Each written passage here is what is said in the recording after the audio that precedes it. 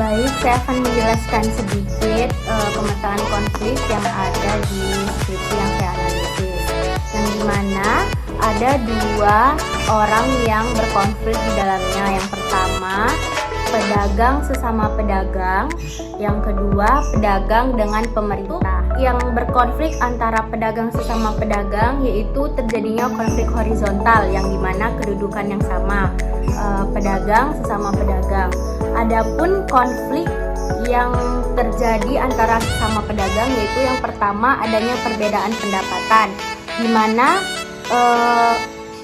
antara pedagang satu dengan pedagang yang satunya itu pendapatannya otomatis kan berbeda-beda setiap harinya, jumlah pendapatan yang didapat.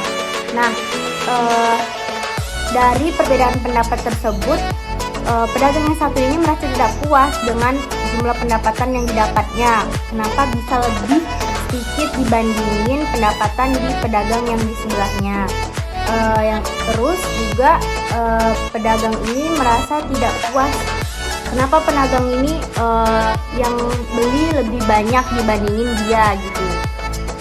Otomatis kan semakin banyak pembeli yang berbelanja di pedagang tersebut, semakin banyak juga jumlah pendapatan yang ia dapat. Yang kedua, penyebab terjadinya konflik sesama antar pedagang karena adanya perbedaan suku. Seperti yang kita ketahui, pasti penjual pasar itu tidak semuanya sama sukunya. Pasti ada yang suku dari Jawa, suku dari Padang, dan suku dari Batak yang saya baca di skripsi tersebut. Nah, terjadinya perbedaan suku ini, misalnya suku Padang ini berkonflik dengan suku Batak, seperti misalnya tadi karena perbedaan pendapatan tadi. Jadi mereka saling cibir-mencibir, saling nyindir-menyindir dari perbedaan suku tadi. Yang dimana suku Batak mencibir, menyindir suku Minang, si pedagang suku Minang. Seperti itu yang saya baca dari judul skripsi. Yang kedua, di dalam konflik tersebut mereka tidak hanya memandang dampak negatif dari konflik tersebut, mereka juga melihat apa sih dampak positif dari konflik yang terjadi itu. Yang pertama, ini dampak positif dari relokasi dari sesama antar pedagang ya. Itu yang pertama, munculnya solidaritas pedagang buah dan sayur yang terjadi akibat relokasi tersebut. Maksudnya yang tadinya mereka itu tidak saling mengenal satu sama lain, pedagang satu dan pedagang satunya, mereka jadi terjalin komunikasi yang baik. Jadi sehingga timbullah solidaritas yang dimana kalau yang saya baca deskripsi, kalau misalnya ada pedagang yang satu terkena musibah, mereka bersama-sama menjenguk pedagang tersebut. Jadi adanya hubungan solidaritas antara pedagang tersebut. Yang kedua, partisipasi pedagang buah dan sayur yang mengalami relokasi ya, maksudnya seperti tadi partisipasinya ini sama-sama mereka pasti mereka kan sama-sama untuk memenuhi kepentingan yang tadinya kepentingan individu mereka sendiri, bagaimana mereka bisa untuk tetap tidak pindah.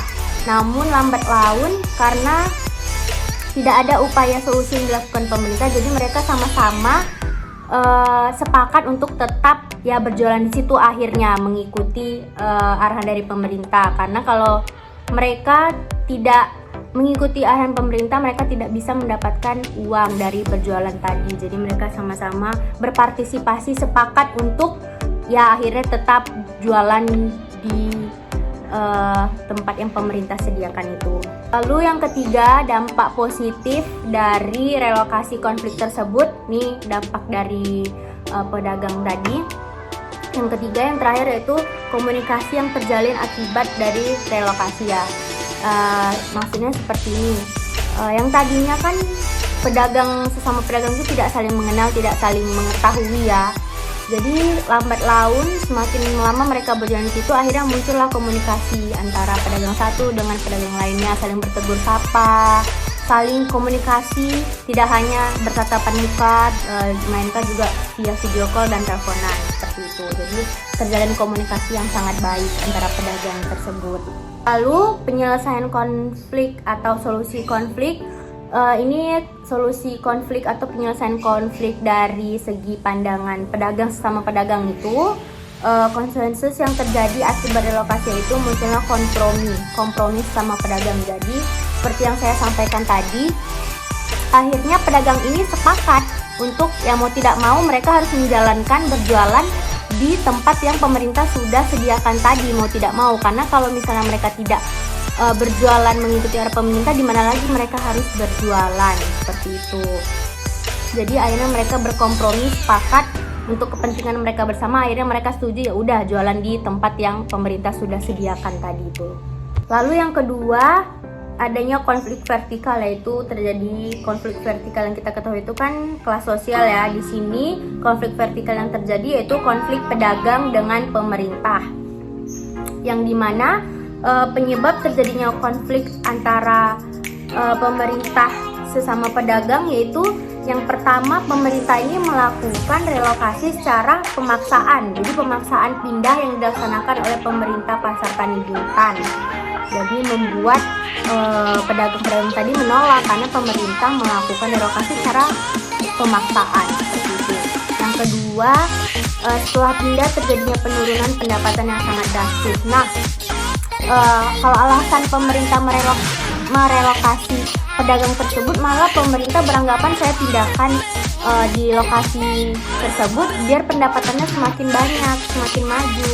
Tapi yang ada pedagang itu tidak merasakan hal yang pemerintah katakan, malah terjadinya relokasi itu membuat para pedagang menjadi penurunan pendapatan itu menjadi turun drastis gitu. Jadi tidak sesuai, tidak konkret dengan pemerintah yang katakan. Pemerintah kan bilang saya pindahkan pedagang ini di lokasi yang kami sediakan biar supaya pendapatan itu semakin banyak ya. Ternyata malahan hal sebaliknya. Hal itu membuat para pedagang menjadi penurunan pendapatan. Lalu dampak positif dari relokasi tersebut, yang pertama, pemerintah memberikan lokasi dagang yang lebih baik dan juga menguntungkan. Maksudnya, menurut pemerintah, lokasi yang pemerintah sediakan itu sudah sangat strategis, sudah bisa jauh lebih baik dari tempat yang pedagang tadi berjualan, dan pemerintah beranggapan juga lebih banyak pendapatan dan menguntungkan. Ternyata kan tidak ya, malah kebalikannya, pedagang itu merasa dirugikan, tidak karena lokasinya menurut pedagang ini lokasinya tidak strategis dan juga lokasinya tidak strategis dan tidak menguntungkan bagi para pedagang. Lalu juga yang kedua, dampak positif dari relokasi tersebut, terdapat fasilitas pasar yang lebih memadai.